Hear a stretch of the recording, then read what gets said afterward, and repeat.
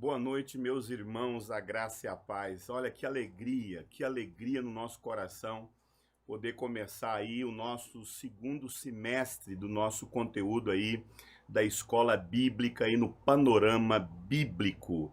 Nós tivemos aí no nosso primeiro semestre um conteúdo muito importante para a vida cristã, comigo, né, com a pastora Osana e com o presbítero Anderson. Nós ministramos a respeito de quais são os princípios que nós precisamos adquirir para conhecer a Deus, para conhecer ao nosso Senhor Jesus Cristo e o Espírito Santo. E agora, nesse segundo semestre, nós vamos começar aí uma sequência de 16 ministrações com o tema escatologia. Essa primeira ministração que você vai receber hoje é a introdução desse maravilhoso conteúdo a respeito da vinda, do retorno do nosso Senhor Jesus Cristo. Nós não podemos, eu queria aproveitar agora, esse momento aqui, e firmar e enfatizar os nossos avisos com respeito às nossas programações, né? Nós temos aí as nossas programações, onde você tem visto toda segunda-feira. Eu tenho ministrado lá no Instagram da nossa igreja, Igreja CMA. Toda segunda-feira, às 12 horas, eu estou ministrando a respeito do Sermão da Montanha de Mateus 5, 6 e 7. Todas as quartas-feiras, nós temos aí a Leia Lemos na sua live para as mulheres, às 12 horas. Na quarta-feira, nesse mesmo horário, às 8 horas da noite, nesse semestre, nós vamos estar ministrando sobre escatologia. E domingo à noite, às 19 horas, nós começamos aí uma série de ministrações de palavra de Deus com esse tema em casa. Nós tivemos a nossa primeira ministração com a ceia com o nosso pastor Hamilton Júnior. E agora nós vamos começar a nossa primeira ministração sobre escatologia. Antes de tudo, eu queria orar, agradecendo a Deus por esse momento aqui. Eu creio que será uma caminhada maravilhosa dentro desse tema de escatologia. Senhor, muito obrigado por essa noite, obrigado pelo privilégio que nós temos de ministrar o corpo de Cristo, ministrar a tua igreja. Por isso, Senhor, libera aquela palavra que nos ensina, que nos exorta, que consola o nosso coração. Nós queremos te ouvir, queremos ser ministrados pelo Senhor. Por isso, fala conosco, em nome de Jesus Cristo, nosso Senhor. Amém. Bênção de Deus, amado. Amado, como eu disse, essa nova série de estudos, nós teremos aí a oportunidade de estudar a respeito de um tema tão importante que é o tempo do fim. Um tema tão importante para a igreja, que é esse tema a respeito dos últimos dias. E nessa primeira ministração, nessa primeira aula, eu quero apresentar os principais pontos desse tema tão importante que é a escatologia. Você que faz parte da igreja CMA Sal da Terra, lá no grupo de transmissão, lá no WhatsApp, você vai receber também o estudo toda semana. Após a ministração do nosso estudo de escatologia, eu vou publicar lá no canal do WhatsApp da nossa igreja o estudo em PDF que eu ministrei para você. Abra sua Bíblia em Atos 1, nós vamos começar com esse texto introdutório aí, de Atos 1, de 6 a 11, se você puder abrir aí, ou até mesmo ligar a sua Bíblia, ou acompanhar aqui no monitor esse texto aí de Atos 1, de 6 a 8. O texto diz o seguinte: aqueles, pois, que haviam reunido, perguntaram-lhe, dizendo: Senhor, restaurarás tu neste tempo o reino de Israel? E disse-lhes, amado, esse evento aqui, essa passagem bíblica, acontece naqueles dias onde Jesus, após a sua ressurreição, passou com os seus discípulos, né? E no último momento, antes dele ser assunto ao céu, o texto de Atos apresenta esse momento aqui. E lhes disse: não vos pertence saber os tempos ou as estações que o Pai estabeleceu para o seu próprio poder. Versículo 8: mas recebereis a virtude do Espírito Santo, que há de vir sobre vocês, e vocês serão as minhas testemunhas, tanto em Jerusalém, como na Judéia, Samaria, até os confins da terra. E no verso 9, e diz: e quando dizia isto, vendo-os eles, foi elevado nas alturas, e uma nuvem o recebeu, ocultando aos seus olhos. Estando os olhos fitos no céu, enquanto ele subia, veio junto deles, eis que junto deles se puseram 2 homens vestidos de branco. Verso 11. Os que lhe disseram: homens galileus, por que vocês estão olhando para o céu? Esse Jesus, que dentre vós foi recebido em cima no céu, há de vir como para o céu os vistes ir.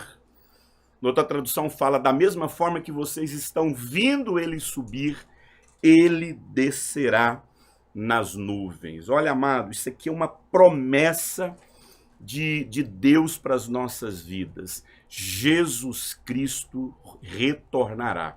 E ele retornará de forma visível. Os anjos dizem que da mesma forma que vocês estão vendo ele subir com os seus próprios olhos, vocês verão ele descer.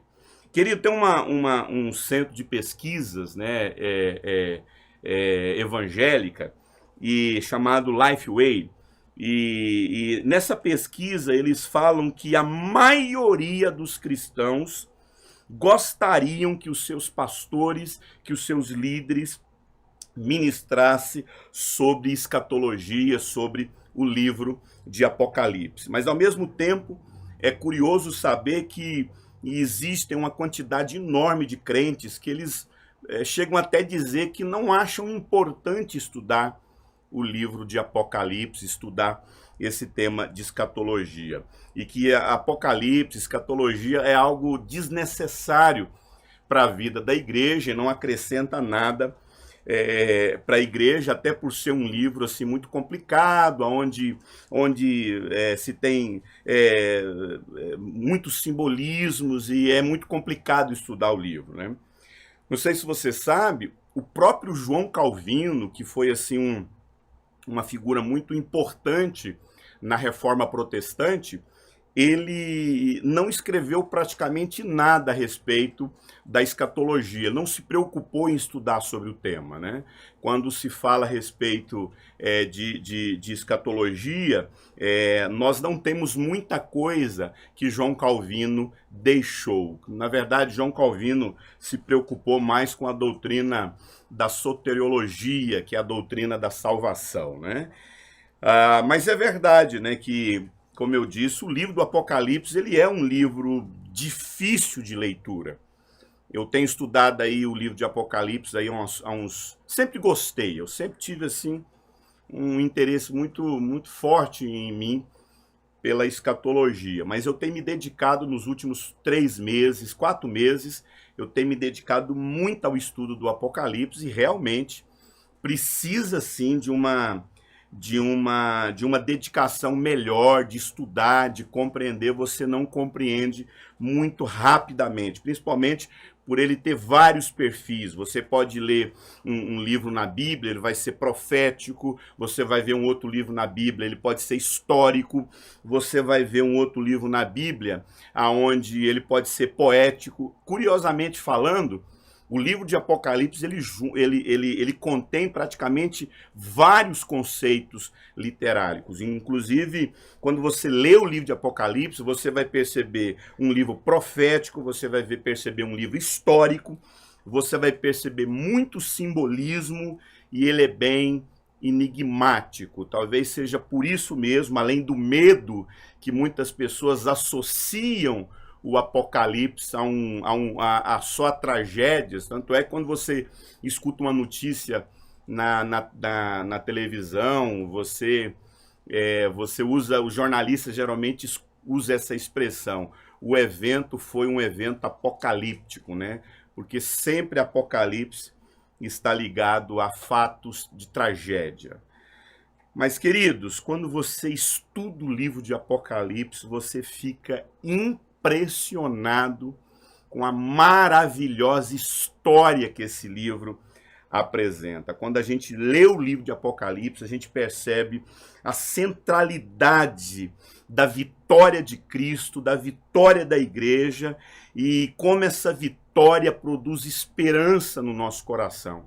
Querida, à medida que eu vou avançando no livro de Apocalipse, meu coração vem sido tomado de muita esperança. É um livro maravilhoso que relata com certeza o fato de que Jesus Cristo é vitorioso, a igreja do Senhor Jesus Cristo é vitoriosa, a vitória não está na mão do diabo, a vitória não está na mão dos ímpios, dos reinos desse mundo. A vitória, quando você lê o livro de Apocalipse, você descobre, você percebe claramente que a vitória realmente está nas mãos de Cristo e da sua igreja. Eu queria mencionar esse texto aí de Apocalipse 3:21, que diz: ao vencedor concederei que ele se assente comigo no meu trono, como eu venci e me assentei com meu Pai no seu trono. Jesus, ele diz que ele foi vitorioso, que ele venceu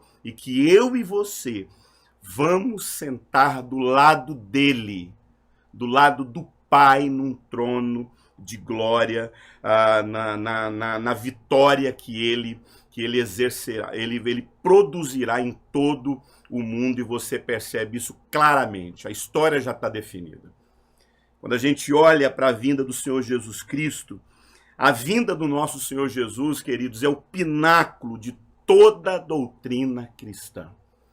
Olhar para a teologia escatológica, olhar para a doutrina da vinda do Senhor Jesus, é apresentar a centralidade da nossa esperança, que é a vinda do nosso Senhor Jesus Cristo, o evento mais extraordinário da humanidade. E quando a gente percebe isso, a gente vê que Jesus Cristo, ele não somente veio para morrer pelos nossos pecados, mas ele, nos seus ensinos, na sua mensagem, ele deixa patente, de forma clara, que ele voltará pessoalmente para a sua igreja, ele voltará fisicamente para a sua igreja, ele voltará visivelmente, audivelmente, estrondosamente.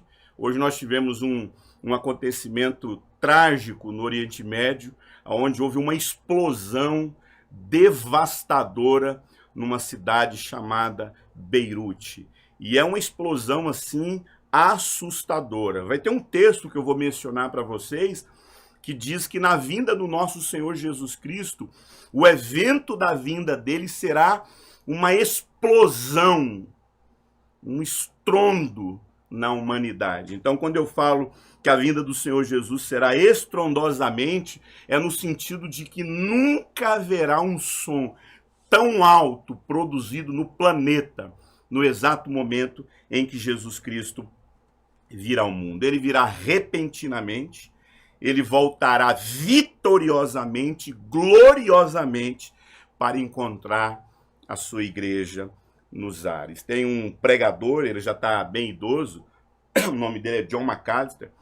Ele disse que, eu achei interessante, eu fiz questão até de separar essa porção da mensagem de John MacArthur. Ele diz o seguinte: um dos principais motivos da igreja estar envolvida com o mundo e a ausência a ausência de qualquer expectativa do retorno de Cristo. Uma escatologia fraca leva a igreja a se tornar secularizada. Quando perdemos à vista o fato de que esse mundo é caído, mergulhado cada vez mais no pecado, John Macalister diz. Desculpe. Ele continua dizendo, quando a igreja acredita que o seu principal papel é parar com toda essa maldade, né, que ele menciona que existe no mundo, ela vive uma completa ilusão. A nossa esperança não está em consertar o mundo. A nossa esperança está no retorno de Cristo. Amado, a gente sabe que a gente está aqui para afetar, implantar o reino de Deus na terra, o reino que Jesus começou há mais de 2000 anos atrás. Mas nós entendemos, amado. O ar-condicionado já começou a fazer efeito na minha garganta, né? Mas nós entendemos que, amado, a nossa esperança não é que esse mundo melhore. A nossa esperança é no Senhor Jesus Cristo, na sua vinda. Agora, quando a gente olha para as Escrituras, né, que é a nossa referência, a gente vai perceber que a palavra de Deus, que as Escrituras Sagradas, sempre mostra que a vinda do Senhor Jesus Cristo é um fato incontestável. Escatologia, como eu disse, é falar da vinda do nosso Senhor Jesus Cristo, por mais que a gente aborde outros temas relacionados aos últimos dias, mas eu vou explicar o que significa o conceito de escatologia.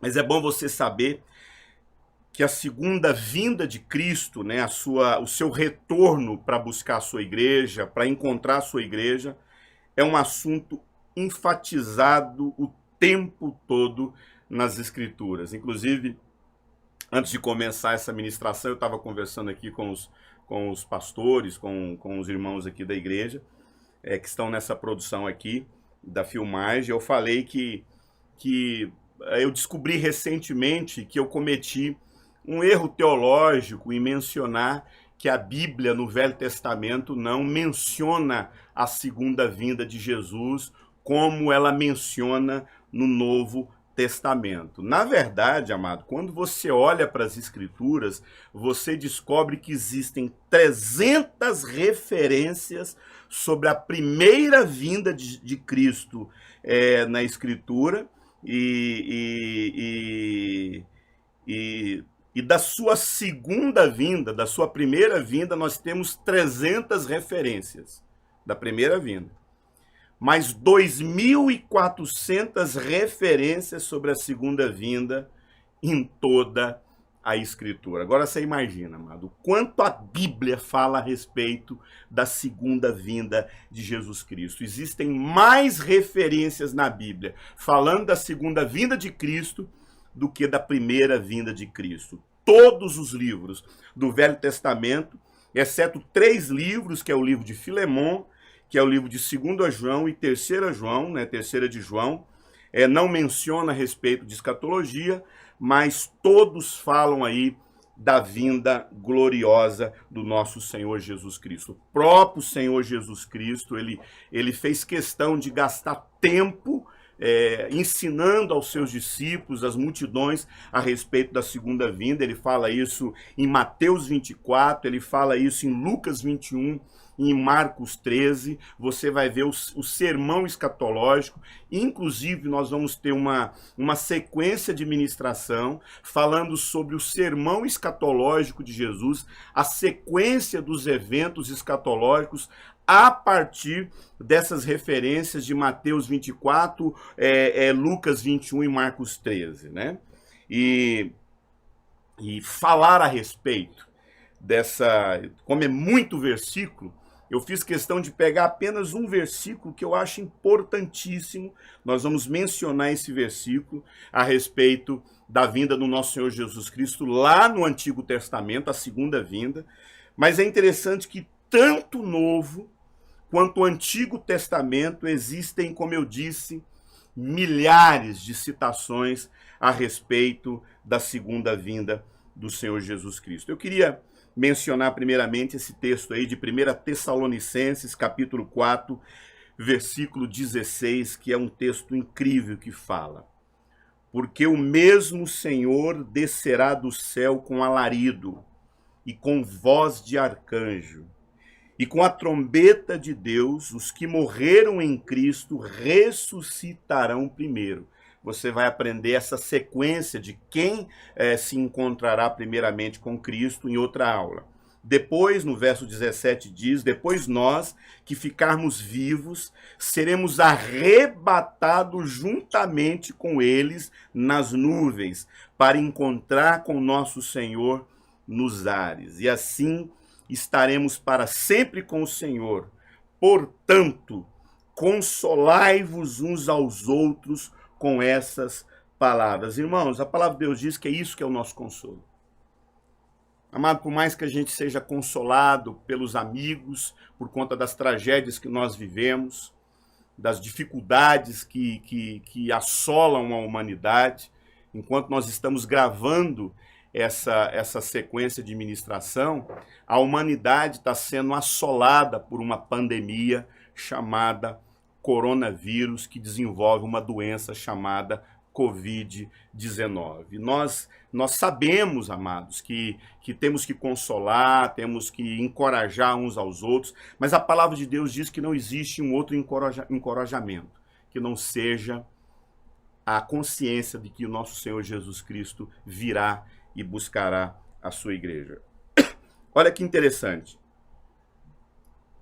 Daniel 7, de 13 a 14, Daniel, livro de Daniel, de 7, de 13 a 14, eu já vou adiantar isso aqui, eu vou falar isso mais para frente, mas o livro de Daniel é o Apocalipse do Velho Testamento. E olha só o que diz no livro de Daniel, capítulo 7, de 13 a 14. Na minha visão à noite, vi alguém semelhante ao filho de um Deus, vindo nas nuvens do céu. Ele se aproximou do ancião de dias, né? Daniel chamava Deus de ancião de dias, e foi conduzido à sua presença. E a ele foram dados autoridade, glória e reino. Todos os povos, as nações e os homens de todas as línguas o adoraram. Seu domínio é um domínio eterno que não acabará, e seu reino jamais será destruído. Olha aqui, meus irmãos.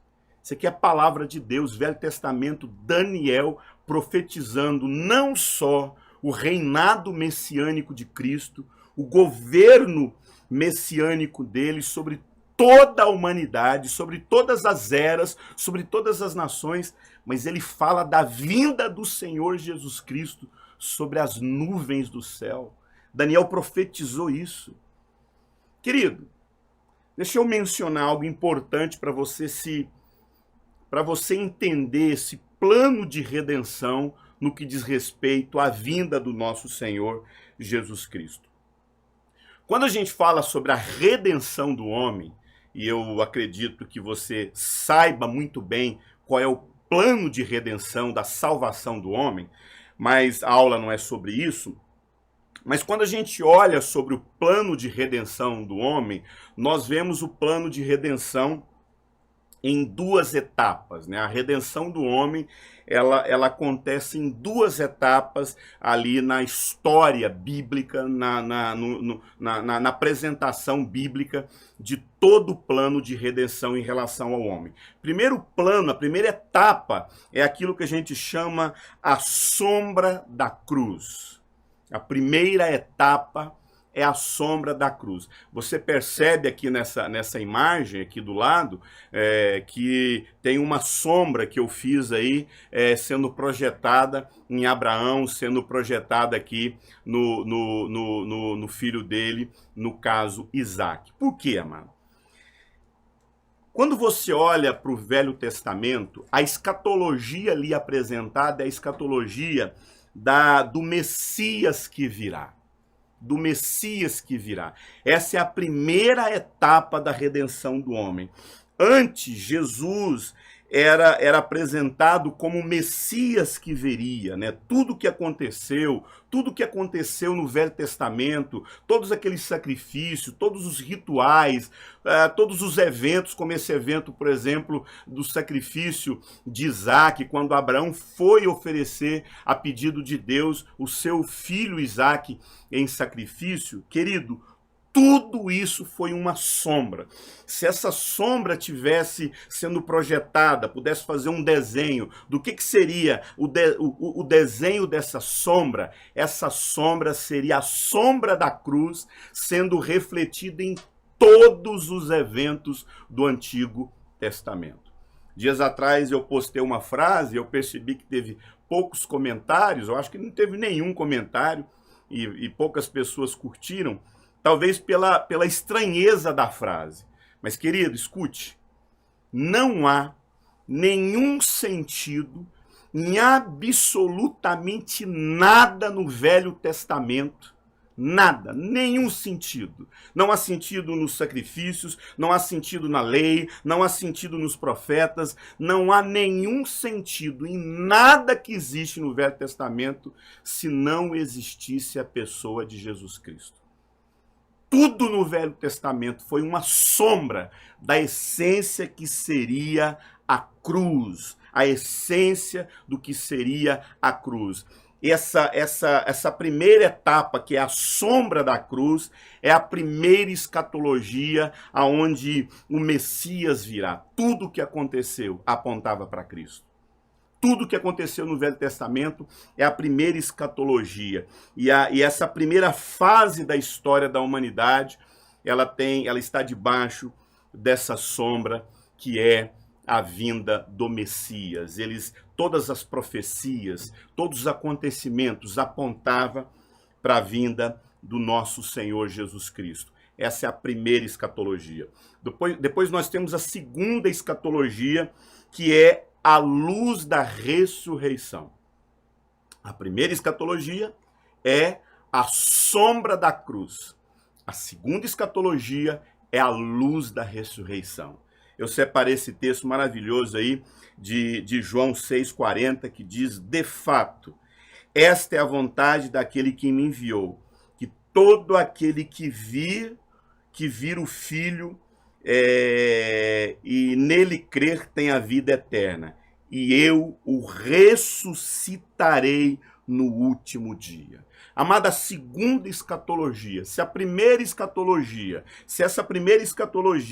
ela apresenta o Messias que viria, essa segunda escatologia é o Messias que retornará e ressuscitará todos aqueles que acreditaram e que desejaram a sua vinda. E eu e você, nós podemos olhar para o nosso futuro a partir daquilo que Cristo prometeu. Ele voltará e nos ressuscitará. Assim como ele ressuscitou, ele ressuscitará todos aqueles que creram no seu nome. Nós teremos uma aula onde nós vamos falar só sobre a doutrina da ressurreição. Antes era apenas uma promessa, agora a gente olha para a vida, a gente olha para o nosso futuro a partir da ressurreição, a partir da vitória de Cristo. Ele ressuscitou e eu também ressuscitarei. Ele venceu, eu também venci. Eu não sou refém da vida, eu não sou refém de nada. Ele tem as chaves do céu, e não somente as chaves do céu, Jesus tem as chaves do inferno. Você consegue imaginar o que é isso, mano? Jesus não tem só a chave do céu, meu irmão. Jesus tem a chave do inferno. Tudo está no controle dele. Nada nesse mundo acontece que não esteja absolutamente patente aos olhos de Deus. Ele pegou as chaves do inferno, ele tem o livro da vida. João estava chorando ali no capítulo 5 de Apocalipse, chorando. E ele chorava porque ele olhou para o livro da vida e não viu ninguém que pudesse abrir. De repente o anjo falou, ele tem autoridade para abrir o livro da vida. Quando você olha ali no capítulo 1 de Apocalipse, você vai perceber Jesus assentado. A visão que João tem é ele assentado no trono. Você sabe por que Jesus está assentado no trono? Porque ele tem governo sobre todas as coisas. O mundo não está ao seu bel prazer. O mundo não está jogado como uma, sei lá, uma bolha nesse cosmos sem nenhuma orientação. A história está definida. A conclusão das eras já estão definidas a partir daquilo que Jesus já determinou. O governo está em suas mãos. Só existe um nome, não tem outro nome, que importa que nós sejamos salvos, e esse nome é o Senhor Jesus Cristo. Nada tem a última palavra a não ser o nosso Deus. A última palavra para a nossa vida não é a morte que tem a última palavra. Por mais que o nosso coração fique triste pelos amigos, pelos familiares, por pessoas que partem para o Senhor, que vão para o Senhor, por mais que essa morte nós estejamos limitados aqui, mas a última palavra não é mais a morte que dá. A última palavra é o Senhor Jesus Cristo. Tudo que eu olho a partir dessa convicção, eu não estou guiado pela sombra do medo, mas agora eu sou guiado pela luz da ressurreição. A luz da ressurreição. Amado, tudo que eu falei para você aqui é escatologia. Tudo que eu falei para você aqui é esperança, meu irmão. Amado, não existe algo que o livro de Apocalipse mais produza em você e em mim do que esperança, do que a convicção de que o nosso Senhor Jesus Cristo tem todo o controle sobre o tempo, sobre as eras, sobre a vida. Ele tem o livro da vida em suas mãos. Ele é capaz de abrir esse livro. A história está nas suas mãos. Falar de escatologia, e eu faço questão de colocar esse nome escatologia, por que eu faço questão de falar sobre esse conceito escatologia? Porque quando a gente fala sobre escatologia, né, o termo escatologia, nós estamos falando de um conceito, né, etimológico, de uma palavra, escatologia, que é o estudo que a gente está fazendo. E por que a gente traduziu escatologia? Por que quando a gente fala a respeito de escatologia, nós estamos falando da doutrina das últimas coisas? Nós vamos falar do Apocalipse? Com certeza. O foco principal do estudo escatológico é o livro de Apocalipse. Mas nós vamos em outros livros também. Como eu mencionei para vocês, o livro de Daniel. Mas por que eu não coloquei nesses estudos o entendimento do estudo do livro de Apocalipse? Porque nós não vamos ficar só no livro de Apocalipse. Nós vamos estudar vários outros livros que apontam para o livro de Apocalipse. Falar de escatologia é falar a partir de essa palavrinha escatologia, ela vem do grego eschatos, que significa último, e é agregado a esse sufixo aí, logia, que significa estudo, e aí formando o significado literal dessa palavra, que é o estudo dos últimos dias, o estudo das últimas coisas. Então, eu fiz questão de colocar escatologia, porque nós vamos falar tudo que compõe o entendimento do estudo dos últimos dias.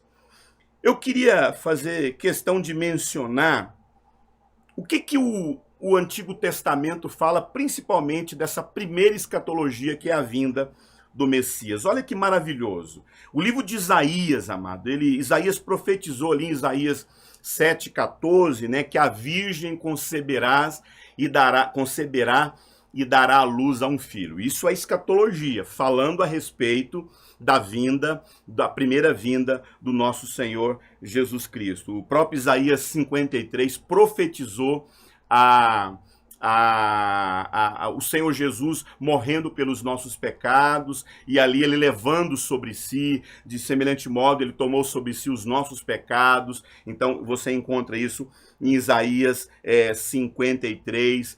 Miqueias profetizou lá em Miqueias 5:2, ele profetizou que Jesus Cristo viria de Belém, ó tu Belém Efrata. Então nós temos o profeta Miqueias falando sobre isso. O próprio Davi profetizou lá um famoso salmo, do Salmo 22, onde ele fala a respeito do sofrimento de Jesus Cristo, a crucificação, a traição. Deus meu, por que me desamparaste? O profeta Zacarias, né, profetizou que o próprio Jesus, aquela entrada dele em Jerusalém montada no jumentinho. Mas, como eu disse, um dos principais livros que nós queremos trabalhar, principalmente a respeito da segunda vinda de Jesus Cristo, é o livro de Daniel, que muitos teólogos chamam o livro de Daniel como sendo o Apocalipse do Velho Testamento. O Apocalipse do Velho Testamento. Falar do livro de Apocalipse é falar de toda da nossa principal referência do estudo de escatologia, né? O nome Apocalipse, amado, ele é a junção de duas palavras, apo e calipto. Apo e calipto. Essa palavra apo, ela é traduzida no grego como fora, sair para fora, de onde vem a palavra apóstolo, significa enviado, ir para fora, apóstolo. Desculpa, de onde vem a palavra apostasia, saindo da igreja, sair da igreja. E essa palavra calipto, né, essa palavra calipto, ela significa sombra. Então, apo, fora, calipto, sombra. Por isso que vem essa tradução aí, essa palavrinha eucalipto. O nome eucalipto significa boa sombra. Então essa palavra calipto significa sombra. Então Apocalipse ele poderia ser traduzido como saindo da sombra, né? Saindo do escuro, saindo do obscuro. Aí traduziu-se melhor essa palavra revelação. Na língua inglesa, a palavra Apocalipse foi traduzida como revelação. Para nós traduzimos a palavra no português de Apocalipse, que significa fora das sombras. Então, o Apocalipse é um livro que ele existe para que a gente entenda, mano. O livro de Apocalipse não é algo que você vai ficar obscuro, ele está fora das sombras, é para trazer a luz, é para a gente compreender. Revelação. Revelação de quem? Do nosso Senhor Jesus Cristo. Quem foi que escreveu o livro de Apocalipse? Quem foi que escreveu esse livro? Querido, quem escreveu o livro de Apocalipse foi o apóstolo João. Nós sabemos que quem escreveu o livro do apóstolo João, não sei se você sabe, quando Jesus começa a discipular os seus apóstolos, o João era o mais novo de todos os apóstolos. Historicamente falando, eles dizem que João tinha aproximadamente 20 anos, era um moço, que quando começou a seguir a Jesus Cristo. E todos os apóstolos morreram de martírio, morreram crucificados, de cabeça para baixo, decapitados. João não morreu dessa forma, né? João ele ficou vivo, e ele não morreu. Ele, na verdade, foi o último apóstolo a morrer. Ele era um pastor de uma igreja na cidade de Éfeso. O João que escreveu 1ª, 2ª e 3ª João também. Ele escreveu o livro de Apocalipse. Ele era um pastor que sucedeu Timóteo. Alguns historiadores dizem que por conta de uma grande perseguição, João assumiu a igreja ali. Ele não tinha nenhuma dificuldade de viver essa perseguição, mas como ele ficou encarregado, isso historicamente falando, não tem isso nas escrituras, de cuidar, porque ele era bem jovem, ele ficou responsável para cuidar da mãe de Jesus, Maria. José, o esposo de Maria, já havia falecido. Quando Jesus está ali na cruz, apresenta a João, fala, eis o teu filho, filho, eis a tua mãe. Ele pede para João tomar conta, cuidar da mãe dele. João toma conta da mãe dele. Historicamente falando, acontece uma grande perseguição ali no meio ali da igreja, começando principalmente pelo louco do Nero, e a gente vai falar disso daqui a pouco. E João assume a igreja e pede para Timóteo tomar conta de Maria. Então parece que Timóteo pega Maria e vai cuidar dela na velhice dela. E João assume a igreja que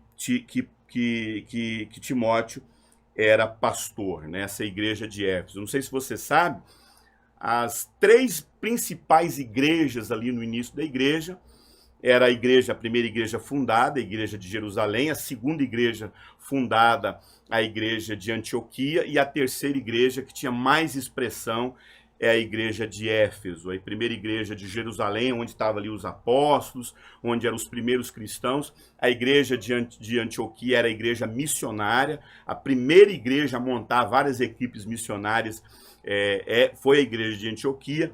Mas a igreja, assim, onde tinha uma liderança forte, onde ela crescia num momento bem estratégico, principalmente pela cidade de Éfeso, foi no caso, a igreja de Éfeso, né? O João, ele, na velhice dele, bem na velhice, ele foi exilado, ele era bem idoso, né? A tradição diz que isso também não é Bíblia, isso não é relato bíblico, isso é a tradição judaica ali da história da igreja. Diz que João, ele naquela perseguição, ele foi jogado num tanque fervente de azeite, de óleo quente. Mas na semelhança do Velho Testamento, ele não aconteceu nada com ele. Ele não passou por nenhum ferimento, ele saiu ileso daquele tanque de óleo quente. E aí aquilo repercutiu, aquilo produziu mais um avivamento, porque quando os cristãos que estavam sendo perseguidos, as primeiras perseguições ali por Nero, ficou sabendo que João estava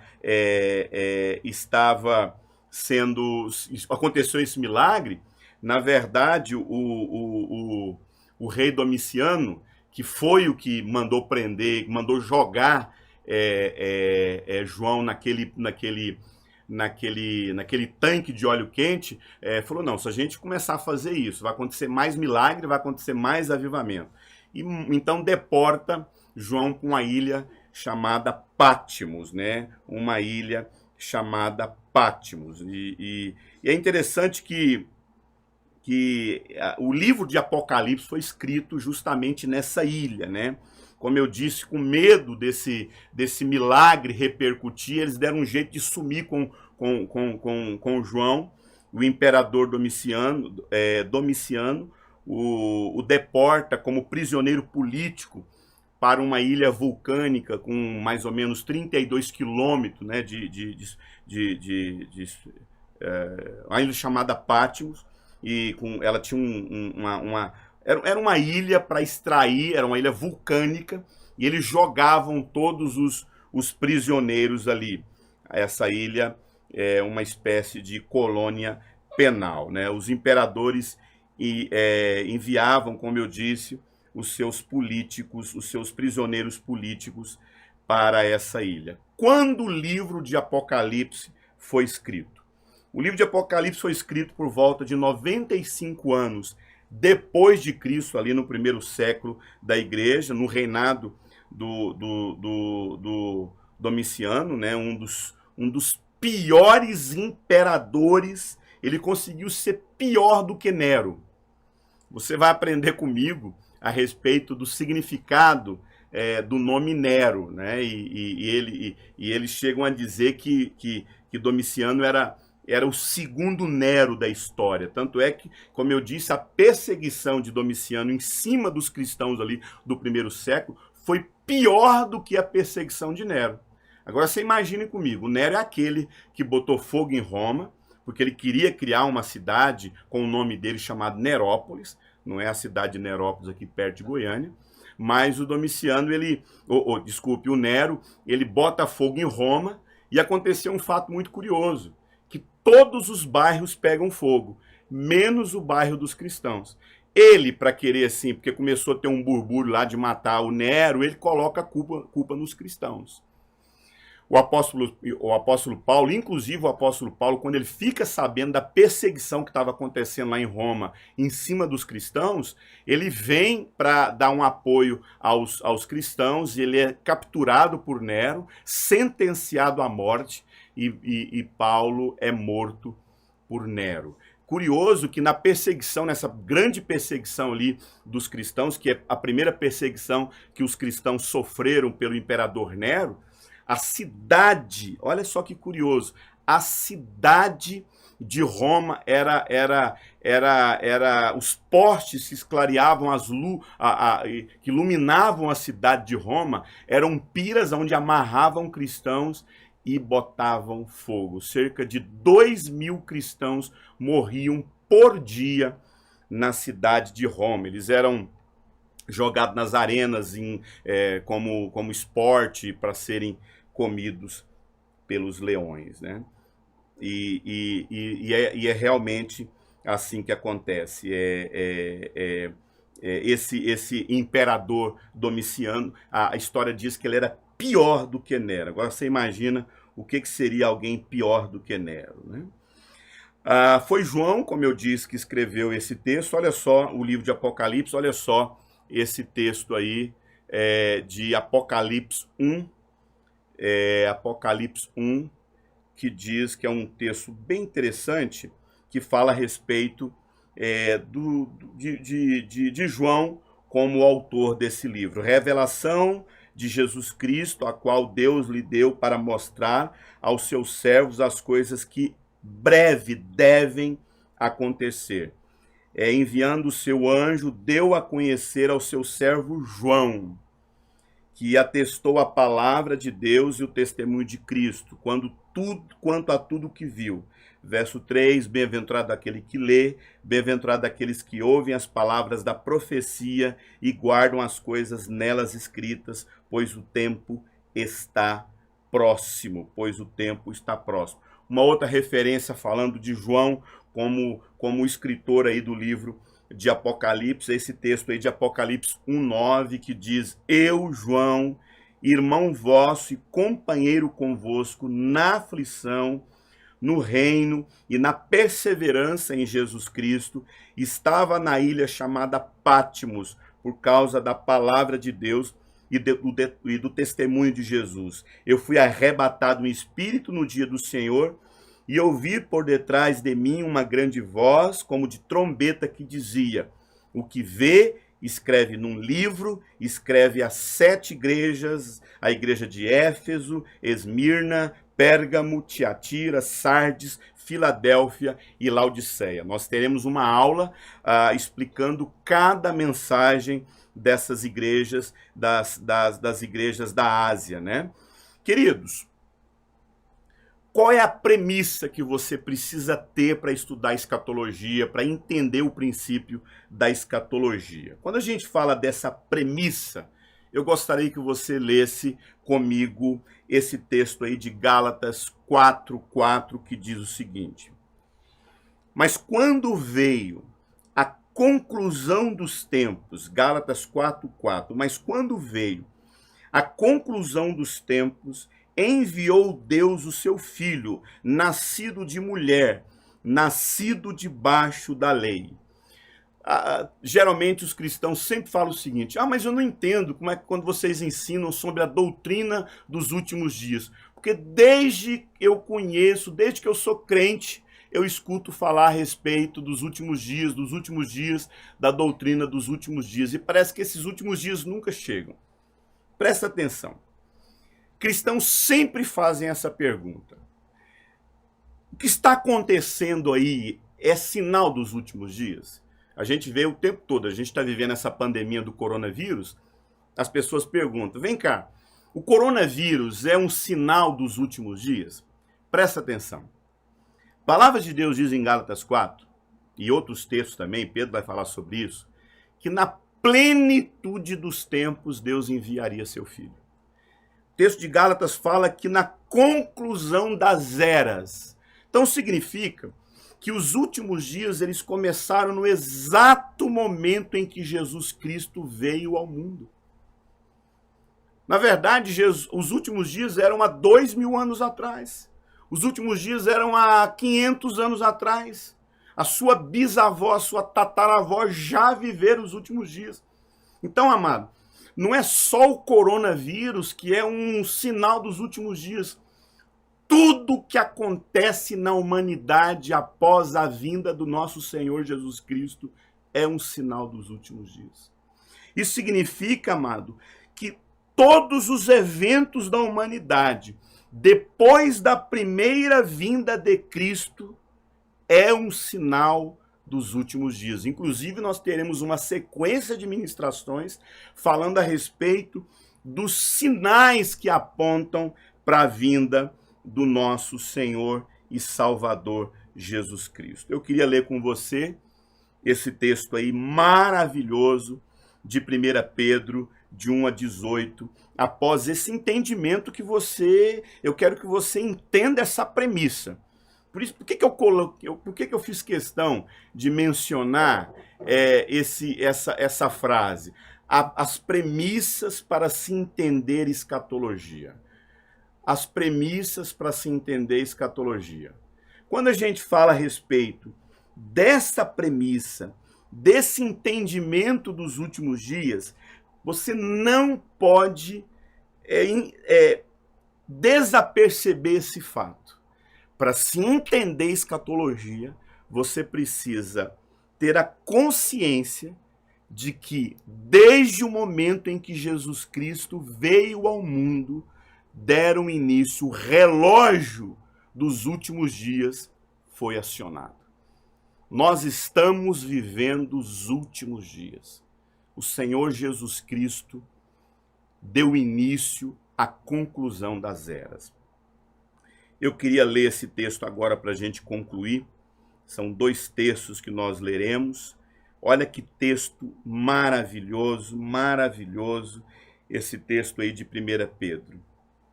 Vocês sabem que não foi por meio de coisas perecíveis, como prata ou ouro, que vocês foram redimidos da sua maneira vazia de viver. Amado, você tem noção que esse mundo, que as pessoas, elas vivem uma vida vazia sem Jesus? Que foi transmitida pelos seus antepassados, mas pelo precioso sangue de Jesus Cristo, como de um cordeiro sem mancha e sem defeito, conhecido antes da criação do mundo. Jesus Cristo é o plano. Jesus não é um plano B. Jesus não é um plano que porque Abraão deu errado, Adão fez tudo errado, e aí Deus deu um jeito de inventar um plano B. Jesus não é um plano B. Jesus é o plano de Deus para a humanidade. O texto sagrado diz em 1 Pedro 1, versículo 20, que esse Jesus, esse cordeiro sem mancha e sem defeito, foi conhecido antes da fundação do mundo, antes do mundo ser criado. A cruz já foi criada, por isso que eu mencionei que a redenção ela tem 2 períodos. A primeira parte da redenção é a sombra da cruz. Tudo que você vê nas Escrituras, no Antigo Testamento, só encontra sentido na cruz de Cristo. Na sombra da cruz, tudo era sombra. Mas agora nós não vivemos mais assim. Nós vivemos na promessa de que nós seremos ressuscitados. Todos aqueles que morreram em Cristo serão ressuscitados nos últimos dias e nós viveremos com Ele eternamente. Verso 20. Conhecido antes da fundação do mundo, mas olha só, revelado nesses últimos dias a favor de vocês. O próprio Pedro também diz para mim e para você que o Senhor Jesus Cristo foi revelado à humanidade nos últimos dias. Querido, vivamos essa convicção de que nós estamos vivendo os últimos dias. Eu queria encerrar com esse texto também de 2 Pedro, também de Pedro, mas na sua segunda carta, que diz 2 Pedro 3, 2 Pedro 3, a partir do verso 10, que diz o seguinte. Olha só que texto maravilhoso. 2 Pedro, isso mesmo, 2 Pedro 3, a partir aí eu estou em 1 Pedro, isso. Acho que eu acabei colocando ali o texto errado aqui no PowerPoint. Mas se você puder abrir sua Bíblia comigo aí, abre a sua Bíblia em 2 Pedro 3, a partir do verso 10. 2 Pedro 3, a partir do verso 10. Eu não coloquei ali na projeção, mas olha só. Não, tá ali, né? Tá ali, só a referência que está embaixo que está errada. A referência que está embaixo está errada. O texto está correto. 2 Pedro, 2 Pedro a partir do verso 10. 2 Pedro 3, a partir do verso 10. Só ali no rodapé que está escrito errado. Olha só o que o texto diz, 2 Pedro 3, a partir do verso 10. O dia do Senhor, porém, virá como ladrão. Você vai aprender em outra aula que o dia que Jesus vem é o dia que ninguém imagina que ele virá. Nenhum ladrão marca o dia da vinda dele. Ele não liga para sua casa e fala, olha, eu vou assaltar da casa 1 à casa 8 nessa noite. A palavra de Deus diz que Jesus virá naquele dia como um ladrão. Os céus desaparecerão com um grande estrondo. O que eu mencionei? Pum! Os elementos serão desfeitos pelo calor, a terra e tudo que nela há serão desnudada. Verso 11 de 2 Pedro 3. Visto que tudo será assim desfeito, que tipo de pessoa é necessário que vocês sejam? Está aí uma pergunta. Como é que nós temos que ser, amado? Sabendo que o Senhor Jesus Cristo voltará repentinamente, gloriosamente, visivelmente, estrondosamente. Vivam de maneira santa e piedosa, verso 12, esperando e apressando, não só esperando, nós temos que apressar a vinda do nosso Senhor Jesus Cristo. O dia de Deus e da sua vinda, nós vamos falar sobre isso em outro momento. Naquele dia os céus serão desfeitos pelo fogo. Nós vamos falar sobre esse conteúdo. Os elementos se derreterão pelo calor. Verso 13. Todavia, de acordo com sua promessa, esperamos novos céus e nova terra, aonde habita a justiça. Amados, nós não sabemos quando o nosso Senhor Jesus Cristo virá. Talvez ele virá hoje à noite. Talvez ele virá amanhã de manhã. Nós não sabemos a sua vinda. Mas nós sabemos, com certeza, que nós temos que estar esperando a volta dele. Toda geração de cristãos esperaram a vinda do nosso Senhor Jesus Cristo. Toda geração de cristãos esperaram a vinda. Os primeiros cristãos esperaram Jesus voltar na geração deles. Os apóstolos esperaram Jesus voltar na geração dele. Eu não sei o dia, eu só espero que ele volte na minha geração. E eu vivo com essa esperança. Nós temos que acreditar que geração após geração, temos que ensinar cada geração e esperar a vinda do nosso Senhor Jesus Cristo. Os apóstolos esperaram, os reformadores esperaram. E nós temos que guardar essa esperança. O Senhor Jesus Cristo virá. E nós encontraremos com ele nas alturas e encontraremos com ele nas nuvens, nos ares e viveremos eternamente com ele.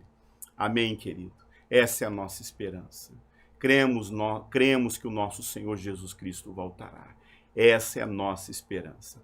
Amém, querido? Eu gostaria de firmar com você a continuação desses estudos. Como eu disse, serão 16 ministrações, onde nós vamos aprofundar em vários temas ligado à escatologia. Nós vamos falar sobre as principais linhas escatológicas, vamos falar da grande tribulação, vamos falar dos sinais da vinda do nosso Senhor Jesus Cristo, vamos falar do que realmente é esse número do 666, o que é a besta do Apocalipse, quem que é o anticristo, vamos falar a respeito de vida pós-morte, vamos falar se existe um período intermediário entre a vida e a morte, vamos entrar nas principais lentes hermenêuticas que estudam o Apocalipse, vamos falar de cada igreja ali de Apocalipse, vamos falar das taças, vamos falar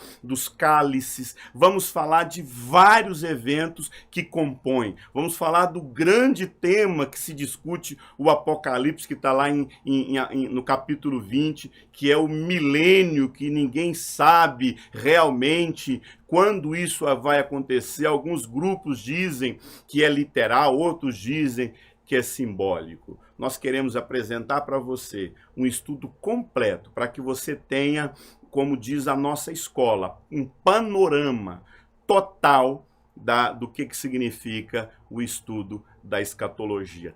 Tendo em vista que por mais que você não entenda os detalhes do livro do Apocalipse, mas eu sempre quero enfatizar uma coisa que você precisa entender. Jesus Cristo virá e nós encontraremos com ele nos ares. Deus abençoe, a graça e a paz. Até a próxima quarta-feira.